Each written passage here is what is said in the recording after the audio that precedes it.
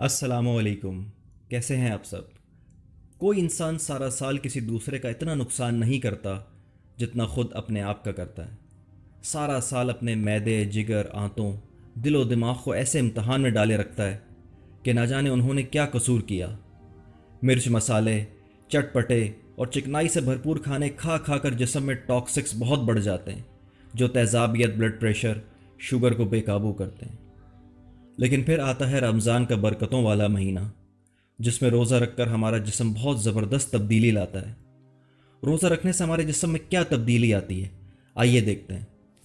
پہلے 2 روزے، پہلے ہی دن بلڈ شوگر لیول گرتا ہے، یعنی خون سے چینی کے مضر اثرات کا درجہ کم ہو جاتا ہے، دھڑکن سست ہو جاتی ہے اور بلڈ پریشر کم ہو جاتا ہے۔ ہمارے اعصاب جمع شدہ چربی کو اپنے سے آزاد کر دیتے ہیں، جس کی وجہ سے جسمانی کمزوری کا احساس اجاگر ہوتا ہے، تھوڑی بہت کمزوری محسوس ہوتی ہے۔ اس زہریلے مادوں کی صفائی کے پہلے مرحلے میں تو ہلکا سر درد ہوتا ہے، تھوڑے بہت چکر بھی آتے ہیں، منہ بدبودار ہوتا ہے اور زبان پر مواد جمع ہوتا ہے۔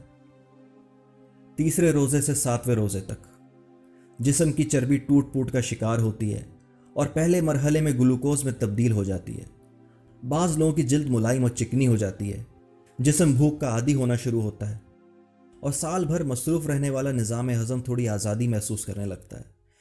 آپ کے جسم کے وائٹ بلڈ سیلز قوت مضافت میں اضافہ کرتے ہیں۔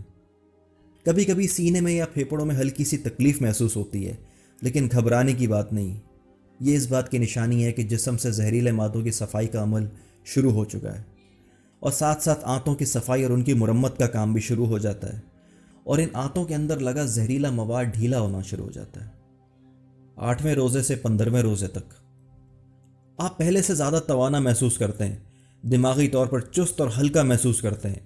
ہو سکتا ہے پرانی چوٹ اور زخم محسوس ہونا شروع ہو جائے، اس لیے اب آپ کا جسم اپنے دفاع کے لیے پہلے سے زیادہ فعال اور مضبوط ہو چکا ہوتا ہے۔ جسم اپنے مردہ یا کینسر شدہ سیل کو کھانا شروع کر دیتا ہے، جیسے عام حالات میں کیمو تھراپی کے ساتھ مارنے کی کوشش کی جاتی ہے۔ 16ویں روزے سے 30ویں روزے تک اب ہمارا آدھا رمضان کا مہینہ گزر چکا ہے۔ جسم میں ٹوٹ پوٹ کے ساتھ جو ریپیئرنگ ہونی تھی وہ ہو چکی ہے۔ جسم پوری طرح بھوک پیاس برداشت کرنے کا عادی ہو چکا ہے۔ آپ خود کو چست، چاق و چوبند محسوس کرنے لگتے ہیں۔ ان دنوں آپ کی زبان بالکل صاف اور سرخی مائل ہو جاتی ہے، سانس میں بھی تازگی آ جاتی ہے۔ جسم کے سارے زہریلے مادوں کا خاتمہ ہو چکا ہوتا ہے، نظام ہاضمہ کی مرمت ہو چکی ہوتی ہے اور معدہ بھرپور کام کرنے لگتا ہے۔ جسم کے فالتو چربی اور فاسد مادوں کا اخراج ہو چکا ہوتا ہے اور آدمی کو اپنا وزن کم محسوس ہونے لگتا ہے۔ بدن اپنی پوری طاقت کے ساتھ اپنے فرائض ادا کرنا شروع کر دیتا ہے۔ 20ویں روزے کے بعد دماغ اور یادداشت تیز ہو جاتے ہیں، توجہ اور سوچ کو مرکوز کرنے کی صلاحیت بڑھ جاتی ہے، انسان کی میموری بہت شارپ ہو جاتی ہے۔ ان دنوں اگر کوئی کتاب پڑھی جائے تو پڑھے ہوئے الفاظ تیزی سے دماغ میں محفوظ ہو جاتے ہیں۔ یہی وجہ ہے کہ رمضان المبارک میں قرآن پاک پڑھنے کا زور بہت زیادہ دیا جاتا ہے، تاکہ اللہ تعالیٰ کے بتائے ہوئے احکامات انسان سارا سال یاد رکھ سکے۔ پھر بلا شبہ ہمارا بدن اور روح دونوں تیسرے عشرے کی برکات کو بھرپور انداز سے ادا کرنے کے قابل ہو جاتے ہیں۔ یہ تو ہوا دنیاوی فائدہ، جو بے شک اللہ نے ہماری ہی بھلائی کے لیے ہم پر فرض کیا، مگر دیکھیے رحمت الہی کا انداز کریمانہ کہ اس کے احکام ماننے سے دنیا کے ساتھ ساتھ ہماری آخرت بھی سنوارنے کا بہترین بندوبست کر دیا۔ سبحان اللہ و بحمدہ۔